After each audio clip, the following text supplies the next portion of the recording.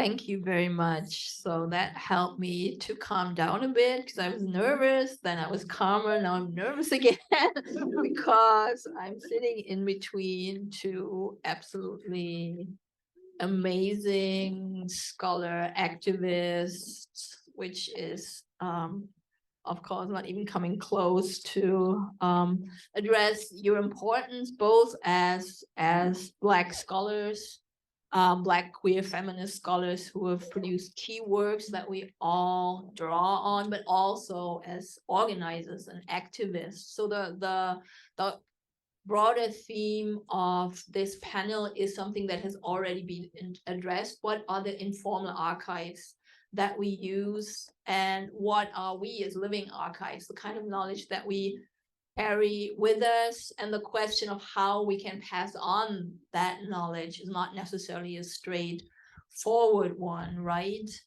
And I have, of course, drawn a lot on both Gloria's and Gail's work, but the ways I met them are very different, and I think are also a reflection of how we move in space and time. As Black Europeans. Gail, I only met you here at Yale because we both happen to work here. Gail will be here as a visiting professor every fall semester for the next 3 years to everybody who is a student here. Take advantage of that.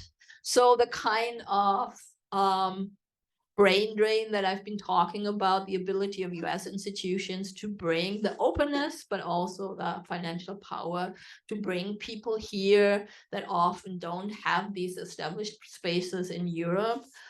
Gloria, on the other hand, I met when I lived in Amsterdam and was a member of a queer of color collective called Strange Fruit. And I think you were mostly so important for us as this pioneer of Black lesbian organizing in the Netherlands with Sister Outsider.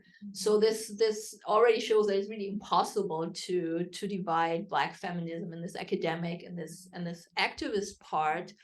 And I wanted to just open up and ask you about your thoughts on Black feminism, both in time, the question how those terms change over time, but also in space.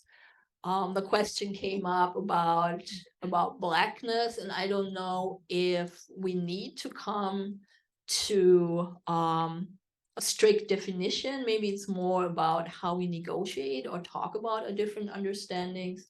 But yeah, I wanted to ask you too about that. Who wants to start?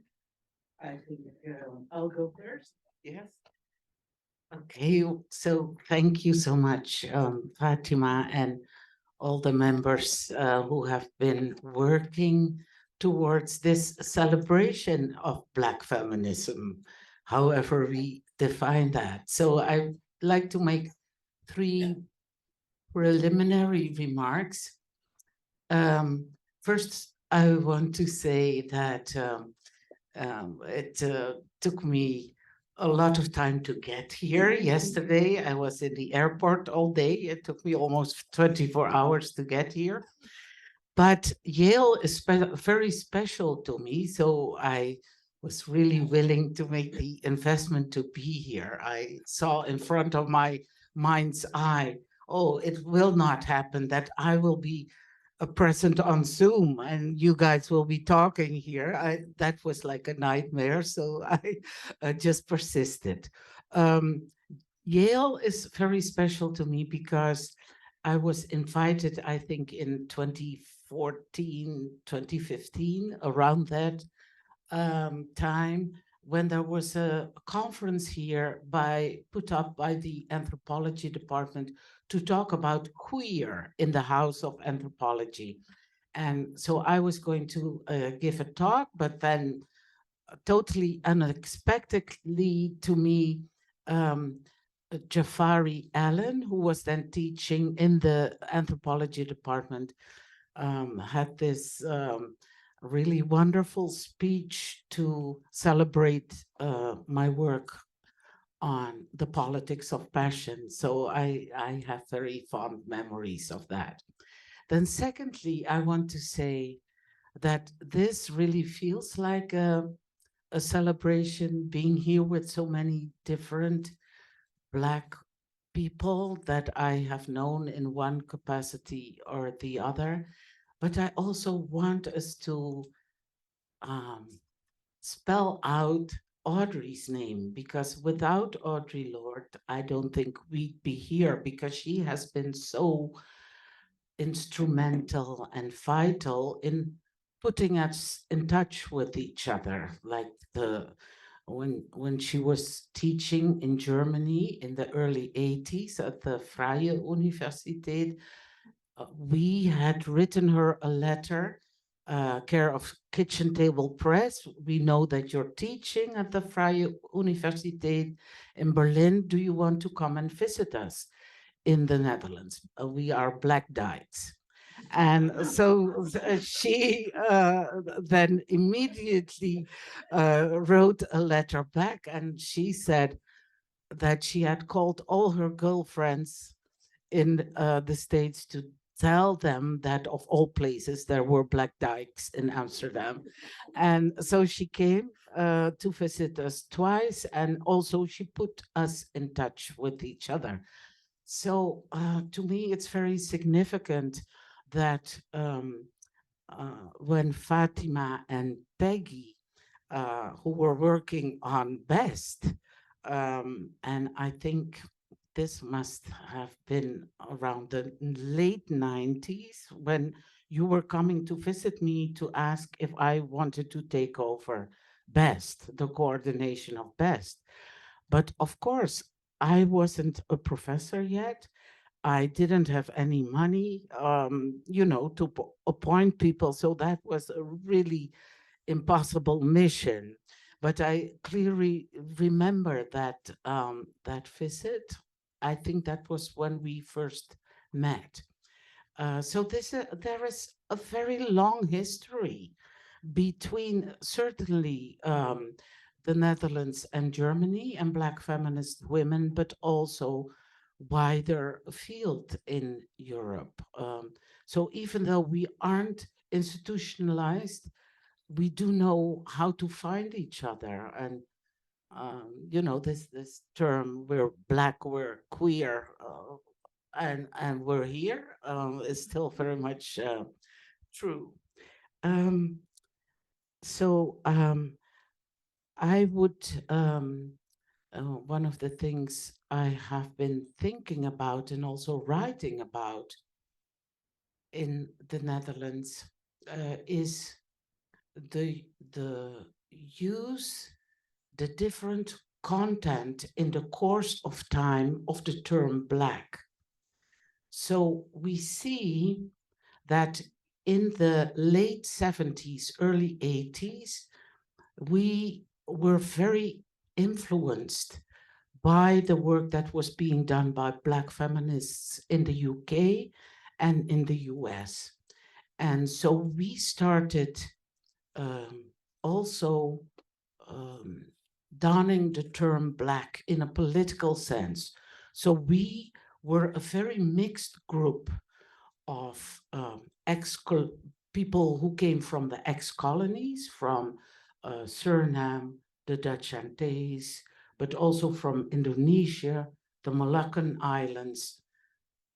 Also, labor migrants had come to the Netherlands starting from the late 50s. They also called themselves Black. People from Morocco and Turkey and the circum-Mediterranean area. So Black was a very vivid term to set ourselves apart from the white feminist movement. Then we skip a couple of years, and then suddenly the term Black migrant refugee starts to be proposed and embraced by a lot of people. And I've always regretted that development, because in that transformation from Black to Black migrant refugee, you lose the political sense. It is pointing to specific groups who see a lot of differences between themselves in the way they came to the Netherlands, in the way they are positioned.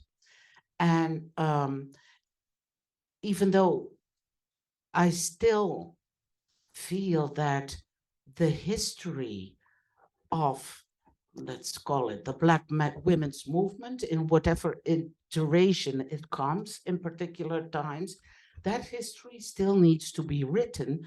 But what is very clear about it is that, contrary to Black men and Black migrant and refugee men, Black women got together and started to make a fledgling intersectional analysis of who we were in society, how we were being looked at, what different terms were put on us, and what we did ourselves. And this was in stark contradistinction to what Black migrant refugee men did, because the policy of the Dutch government was very much to cater to different groups, sort of divide and rule, whereby men got apportioned all kinds of important positions in social cultural associations.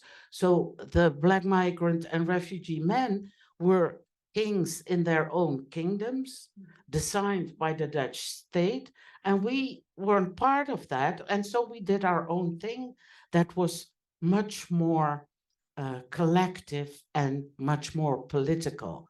Now, in the last iteration in this history that still needs to be written, and people need to be interviewed, what their memories are of that time, and we should really make haste with that, because as I speak, people around me are passing and cannot tell their stories anymore.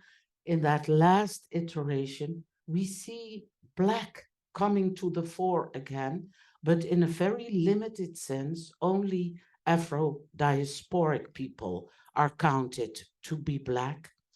And there are some connections, I feel, between the influence of Afro-pessimism in that, where it is again a biological or cultural understanding of what it means to be Black, in contradistinction to that first phase of Blackness. But I am really interested in what Nana said earlier. I really would like to hear later, maybe in this panel, what your findings are with regard to the discourse around designating ourselves.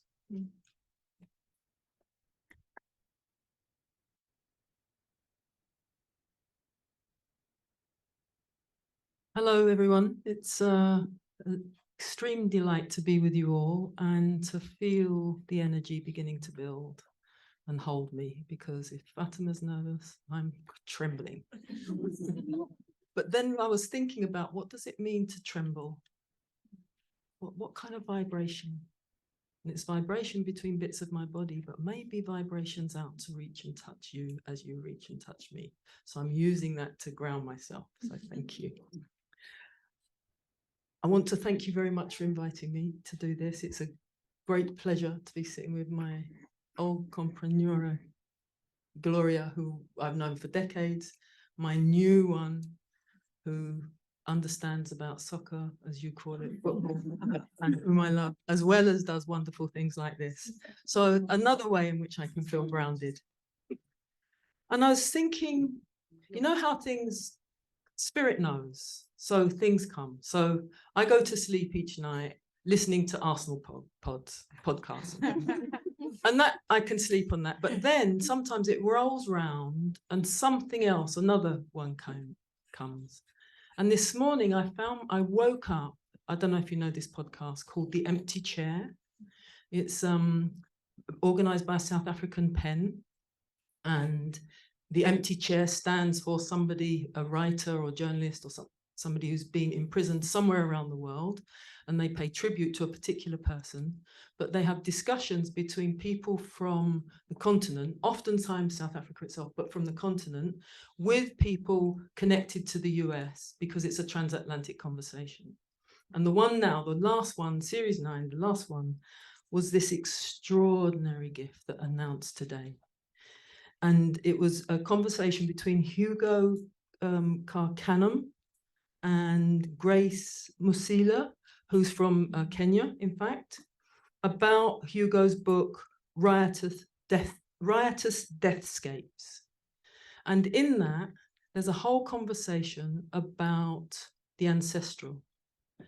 And what he tells us with such force and such beautiful voicing and such tonalities, and his book is about the ways in which it's not life and death, but death and life.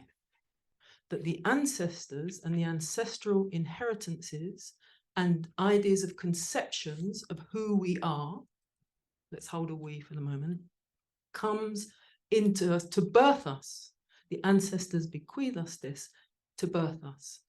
And it seemed to me, the reason why I heard that today, it's been out a couple of days, I think, today, was because it talks, I think, about archiving marginalized knowledges and what might be invested in that process, about the, in some senses, a kind of burying, in a ceremonial sense, a burying of our pasts in order that we can go on living through and with them and have different, and pass on our legacies of conception of who we are. And I think that's what Gloria's already spoken to. And it speaks to me in terms of the ways in which in Britain we use the term Black, which I think is sort of now famously political Black. When we were Black, we weren't politically Black at the time. We were simply Black in a sense of an anti-driven, absolutely grounded in an anti-imperialist and anti-colonial logics that said, if we really are here because you were there, then that's numerous of us. It is the African diaspora, but it's wider than that. It's those who know something of Britain and its violences through colonial domination.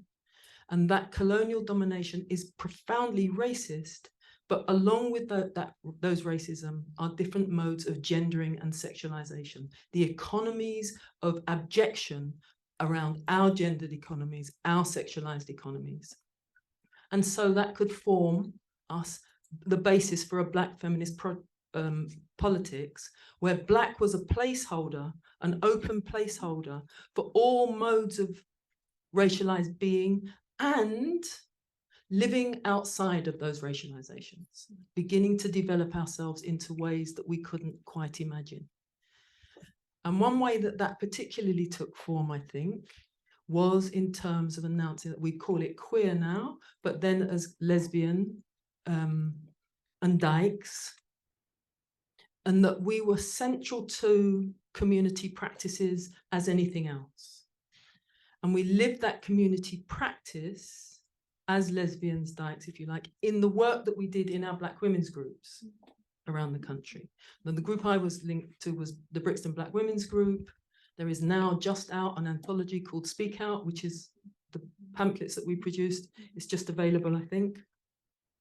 So it seemed to me what was important about that conception of Black was, and I'm old-fashioned, you know, I'm of my generation. To me, that's still the one that makes sense because it invites me to do two things. One is to make connection with those who are similar but not me, and therefore opens up a gateway for me to maybe know myself differently, myself being the collective, you know, of Caribbean descended African diaspora. But it also charges me with a way of thinking about how do we sustain a process of space making, which is what I think we were involved in.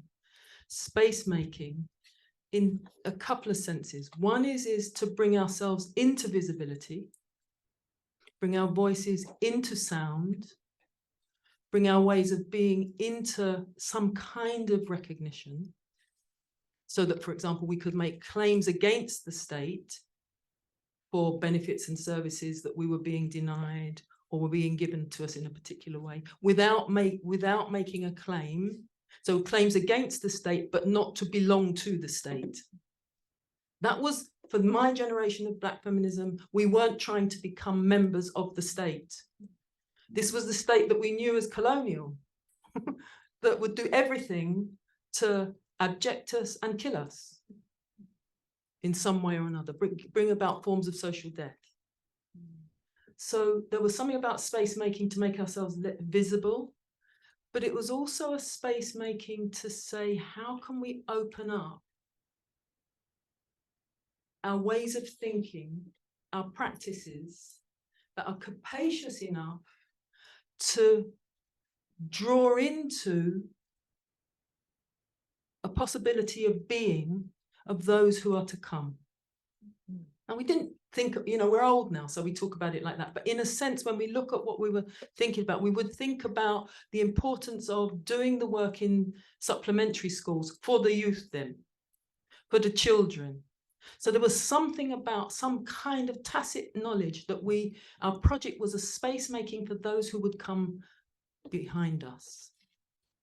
And they needed to understand themselves Black in this broad way, because that was a logic that kind of got us away from biologistic and culturalist conceptions, even while it didn't quite know exactly what it was.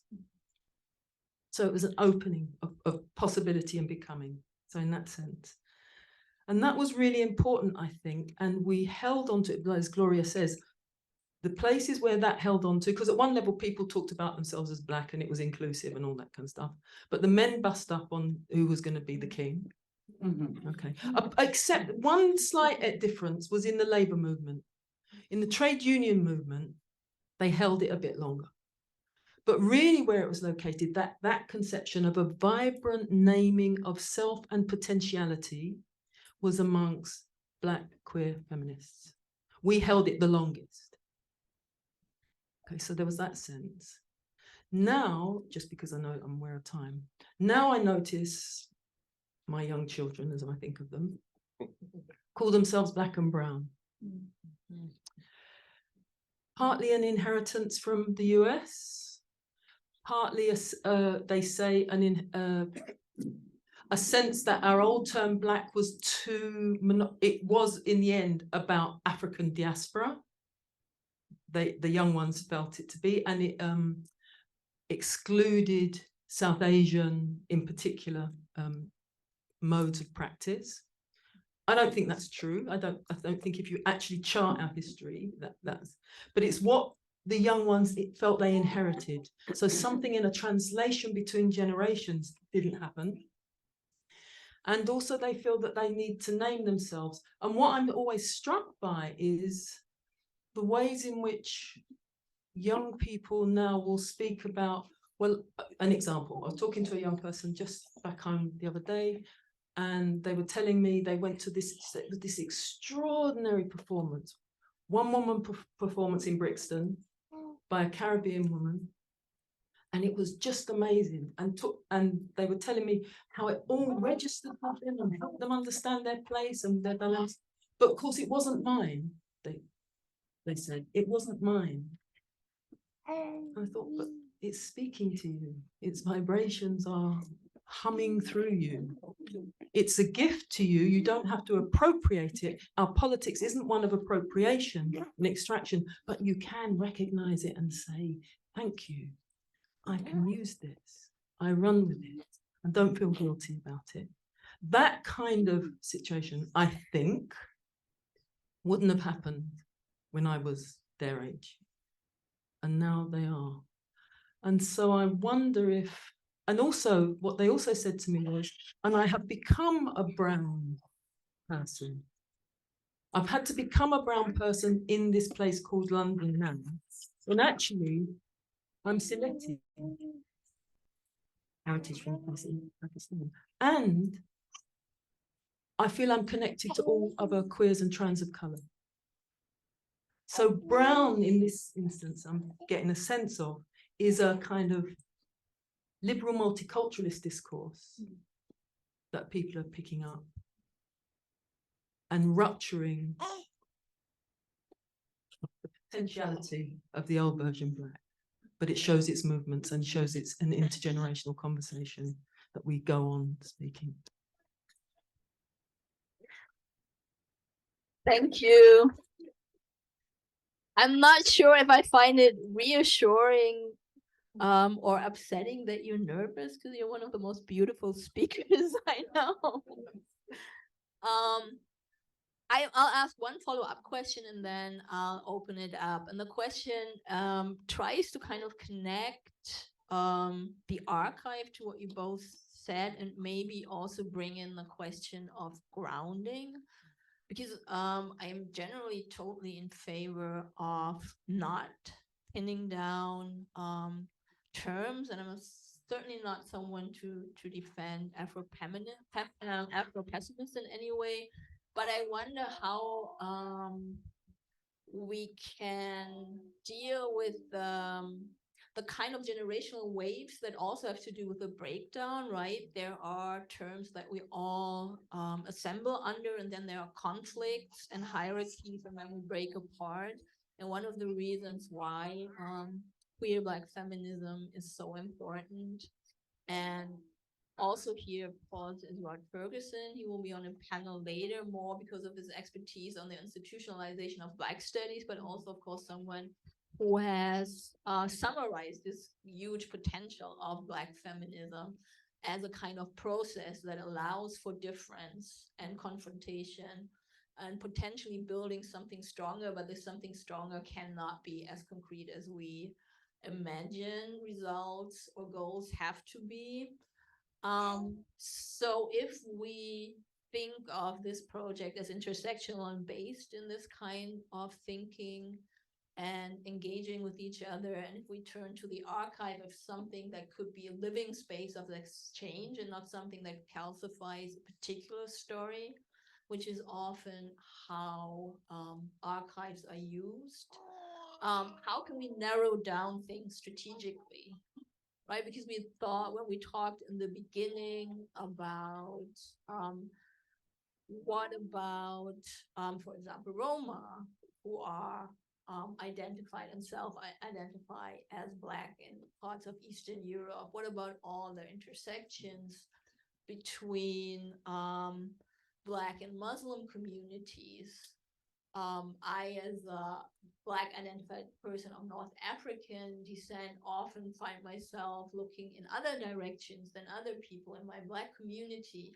So if we have to make strategic decisions in archives, like Gloria, as you said, there are all these people whose stories need to be collected. How can we collect them without, in advance, deciding who is part of the story and who isn't? So are there any things that we can learn from Black feminist organizing in Europe, and how to hold this tension between openness and sometimes having to define particular identities or positionalities, if at all? But these are yes. Yes. So these are very deep and important questions. And I feel that as Gail is speaking so eloquently about that history in the UK, we still need such deep and sensitive histories to be written down, to be made. You are doing the book. Okay, great. Yeah. One of the difficulties I find also in terms of archiving is because that history is not commonly known. It is, for instance, absent in so-called general histories, which are wide about the feminist movement, about the LGBTIQ movement. You hardly see any people of color figuring there. So there isn't a common knowledge base about what it is that we did in our various contexts. So what I also see as a second difficulty is that the tendency exists to follow the dominant biological discourse about what race is, even among young people. So in the Netherlands, there is a battle going on that we should have a museum about slavery. And there are lots of quarrels going on. So who is going to be present in that museum? Is it just going to be the people from the Caribbean and their descendants, or also the people from the eastern part of empire, where there was also slavery? So I feel that this old colonial thing of divide and rule, about stressing the differences between the western part of empire and the eastern part of empire, how different they are, that some of us are buying into that dominant logic. And so you see this dominance of thought, where now it's our turn as a Caribbean people. That museum should be for us, not for the people from the East. So sorting that kind of thinking out is such an urgent project to undertake, because we ourselves, of course, have been highly influenced by dominant discourses, and we don't have the time even know it or recognize it. So there is a lot of work to be done. And then on top of that, to be able to see what it is that Black lesbian women have done during the feminist movements, that is on top of that, something that we need to sort out.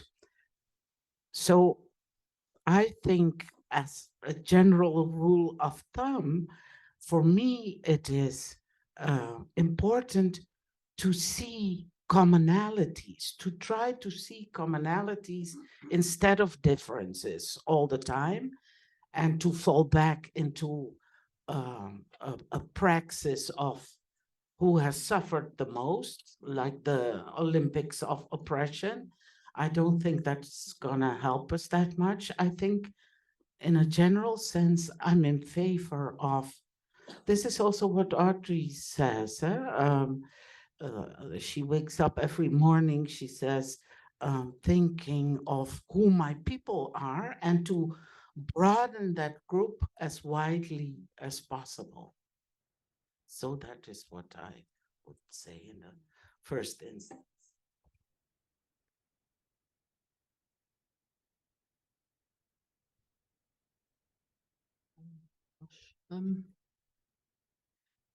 Well, I think you've said it really, Gloria. I suppose I'd want to start with saying two things. One is Black Europe, yes, but not in the image of Europe. We're not trying to, this isn't an expansion of something called Europe. Actually, we're trying to destroy this something called Europe. So if that's the case, and if we follow a logics of intersectional, which casts our eye to the ways in which, you know, structures of power become the normativities about who belongs to which categories, as much as the subjectivizations that go with that. But who is this person? Oh, you're that kind of person, and you're that kind of person. And you ticked it on the census, so you already know that yourself anyway. So intersectional wants to trace through, as we all know, you know, the logics of overlapping structures of domination, and not just think about our identities that get constituted in those interstices. Okay, it's not just that, I think, to me. If we follow that logic, not Europe in that sense, and intersectional, then one of the things that we need to turn our attention to is how has the European logics and practices over generations produced racialized populations across a landscape called Europe, which we don't know the boundaries of, because, you know, Israel's in the bloody, what's that song contest thing? European Song Contest. Australia is in European, yeah, and all of that. But what I'm saying is that we need to know that the logics of power have produced different racialized populations, and maybe, to use a Christina Sharp term, blackened them, i.e. brought them close to the forms of social and actual death and erasure. That might be one way in which we can think about who can be encompassed in this term, Black Europe. But another way could be through the very logics of how we were talking about Black in the Netherlands and in the UK, which is to say, it's in the modes of life in the interstices, the kind of beneath the radar, underneath the logics of power, that our organization was and is an example of, with living and practicing in the interstices of the logics of power.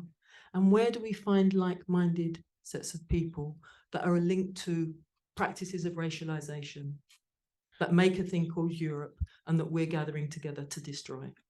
Something like that, with, you know, along with the histories, along with the not resorting to the biologistic logics, but being guided by the paths our very terms take us on. What we need to think about, and where are the nodal points, the points of condensation at which there's a moment of eruption of saying, now we convene to contest. Now we convene not just to contest, but actually also to live life in our mode of being. That's an ongoing process of becoming again. And that must include all of those racialized populations across Europe that oftentimes we forget. And certainly from a place called Britain, we forget. You know, something like that. Something like that sounds very good. That also reminds me of a speaker we had here last year, Gloria Wekker, and her notion of indigenism. So included really can be everybody who's really committed to the destruction of what Europe stands for. But I wanted to open it up now to questions to our two amazing panelists, questions and comments.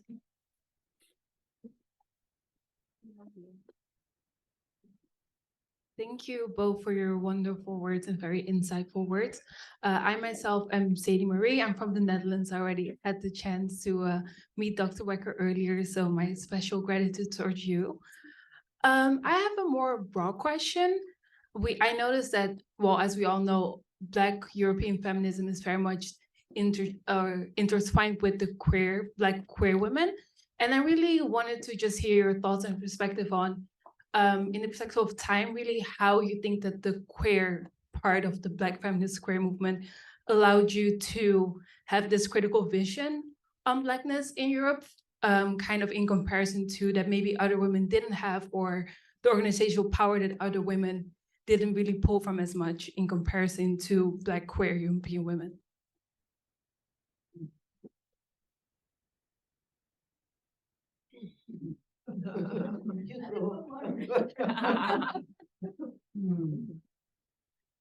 Okay, so I think when I look at my own experiences, I think this thing that we have been talking about earlier, Fatima talked about it. So we are in a configuration as Black women where the United States hails as a very welcoming place. It is very seductive. It also has been in my life where I've had to choose at different points in my history. Am I going to stay in the United States or am I going to go back to Europe? So the first time when I had to make that decision was when I had done my PhD at UCLA, and then I had a job at Oberlin College. I taught there for a while. And then I thought, but listen, I'm learning so much here. I mean, I learned to speak about race, that was possible to talk about race. I could not have done that or come up with that all by myself. I had to learn that in the United States. So I'm eternally grateful for what I learned here.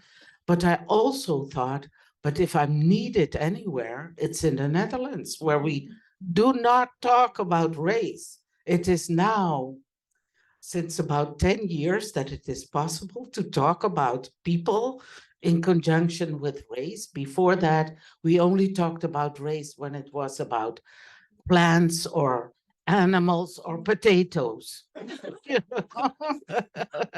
And so it is such a profound grammar of difference that is going around. It is ever present, but people are entirely immune and in denial about it. So I think that for me, as a Black queer woman, my thinking has been very much influenced by Afro-American thinkers, and that I have tried to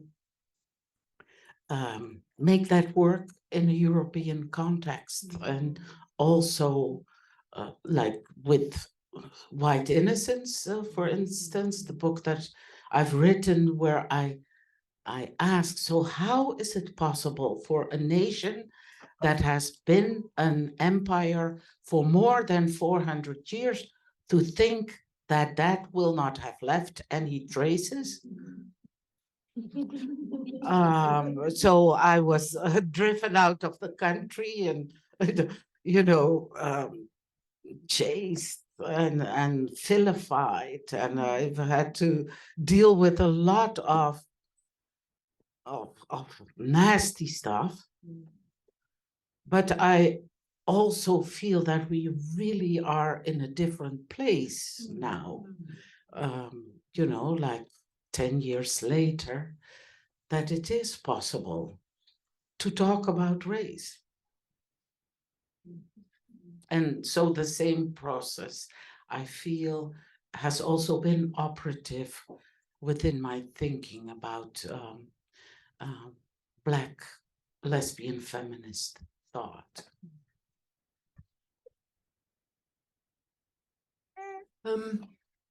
Maybe this is one of the points at which, this thing called the UK, such a terrible formation, but also sort of, is it Europe or is it not Europe?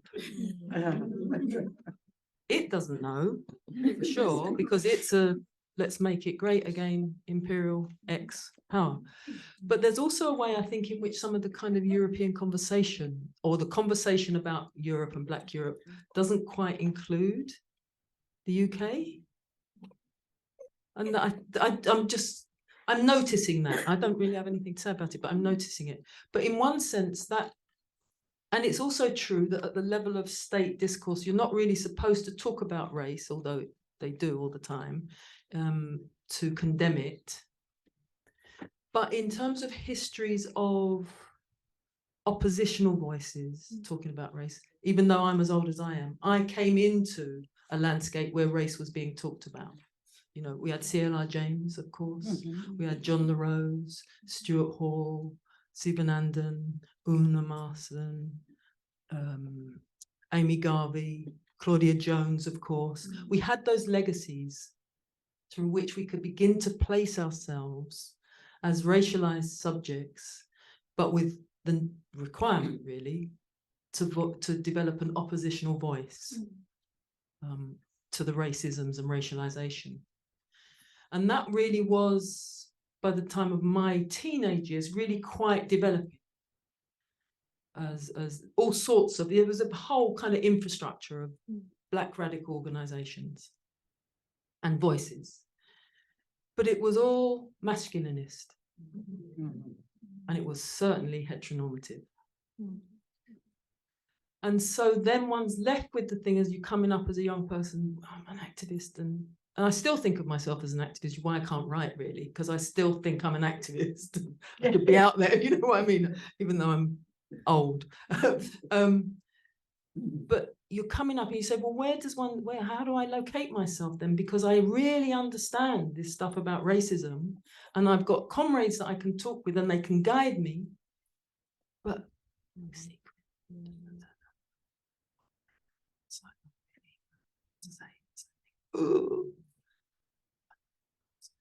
you know, I don't know if anybody could hear me that, but the secret that had to be around the nationalist politics, that's the point. And in that sense, then, the link to, for me, Barbara Smith, who I met and became friends with, but then through Barbara met Audre, who were out and taking on, you know, the white feminism, of course, but also the Black nationalist, masculinist movements and rhetorics. So again, it's about carving out that space and gradually beginning to kind of find courage to say, yeah, I'm really, you know, I'm known in anti-racist kind of stuff and as a Black feminist. And you know what? I'm queer. I'm so frightened. I said, okay, but next meeting, hey, Gail, what? It's kind of okay. So gradually it was that. And then we begin to gather into our political understanding that this isn't only about race and gender, it's also about sexuality. And that caused all sorts of rifts amongst the sisters too, but nevertheless, we found a way through. So for me, it's that kind of story, really, into a landscape of Black activism, radical Black critique, masculinist, how do we find a way to bring in sexuality alongside gender? Thank you.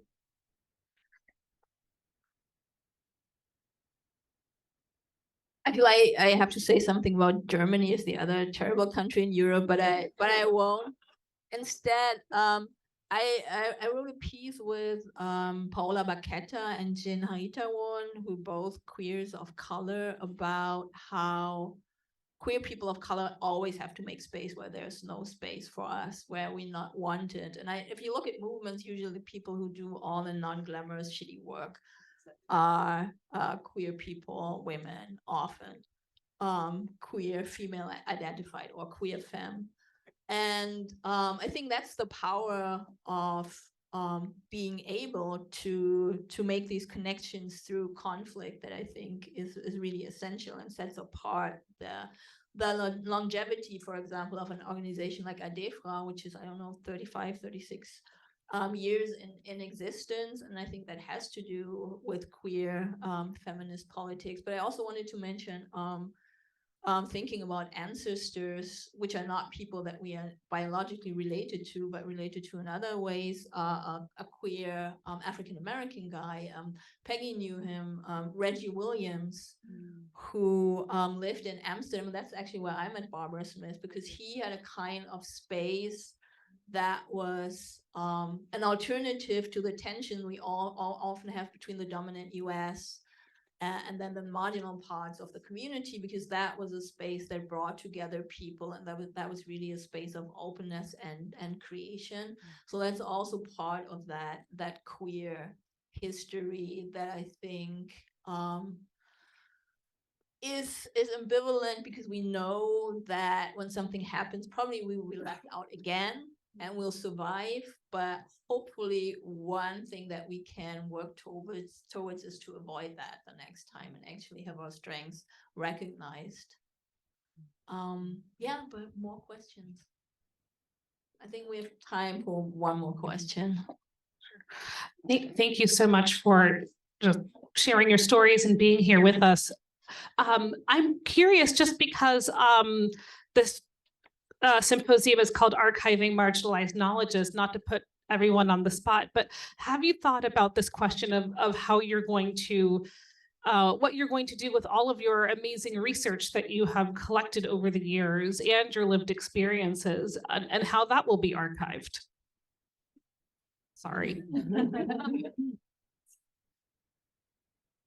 Actually, I am thinking about it. I have been thinking about it for quite a while, because I find myself in a situation where there is the White Women's Archive in Amsterdam, Atria, it's called. It's a very old institute, and Chandra Frank is here, who has written a dissertation where she looks at how Audre Lorde is present in the Dutch archive and in the archive at Spelman, and how these archives speak to each other. Very interesting dissertation.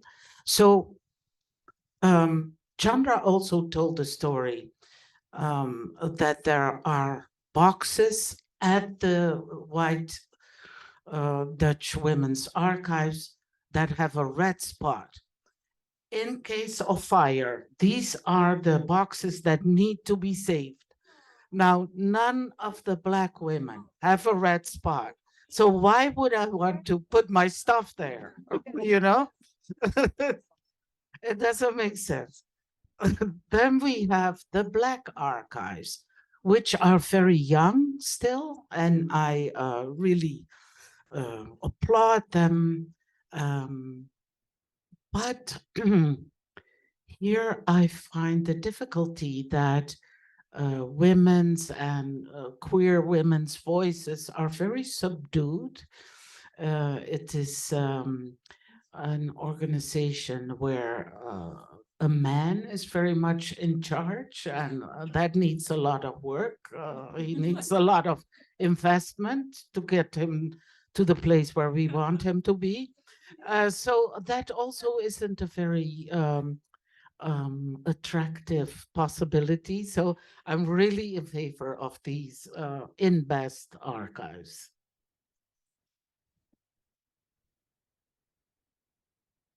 Me too.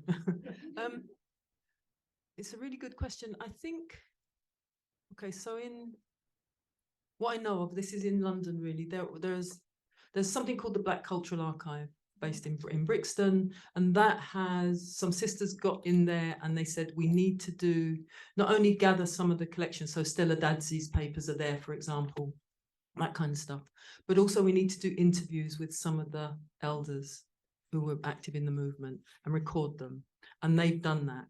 They've done that. So some of us are recordings available in that archive, those stories. There's also, because of the paradoxes of neoliberal institutions, the British Library has in its sound archive a big project called Sisterhood and After, done by some white women from the University of Sussex.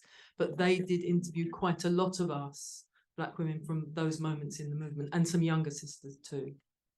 So they're available too in the sound archive from the British Library. There's something else called Remembering Olive Morris. Olive Morris was one of the key figures for us.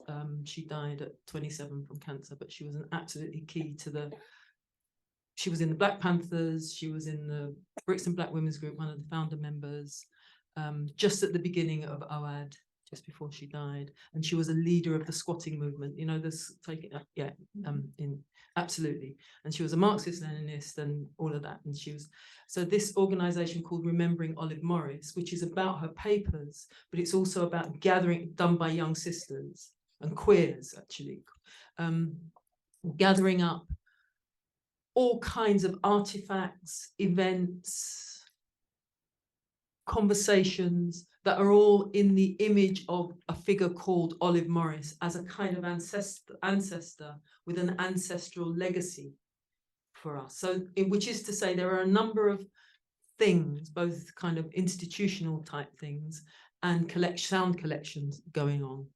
But there are still loads of, I mean, I've not thought about I talk on those things, but I haven't talked about my papers. And I know, I can't lie, I've thrown out a lot of papers at other times. I think, oh, why did I do that?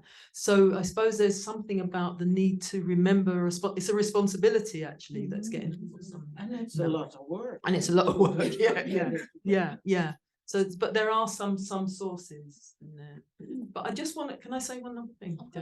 Just the marginalized knowledges reminds me of Sylvia Wynter and that long interview she does with David Scott in Small Axe.